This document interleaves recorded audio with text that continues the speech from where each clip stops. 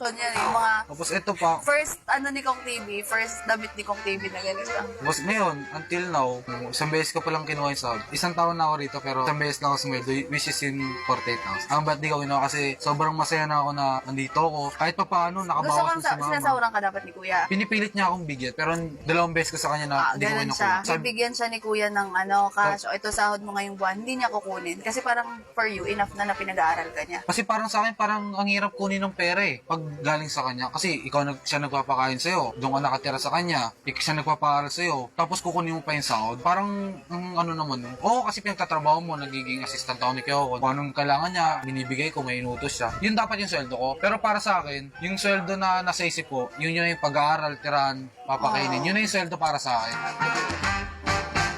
Hindi, okay na ako dito kaya sa cellphone kasi tuwang-tuwa ako sa may cellphone. Tingnan mo, wala ka tuloy sahod ngayon. Hindi, okay lang. Pero ang baon, Baon, 1.5 sa linggo. wow, 1.5 isang Pero- linggo. 300 isang araw, dyan ka lang sa kanto. Di. Alam mo ako, naglasan Di. ako, 150 lang na ako. Sobrang saya ko pag nakakingi ako kay Kyoko ng baon. Kasi alam mo ba, sobrang nahiya ako mangingi kay Kyoko ng baon. Sobra. Nahiya ka talaga? Talagang di ko alam kung paano ako mangingi. Minsan nga, 2 linggo akong hindi nagbabaon. Hindi gutom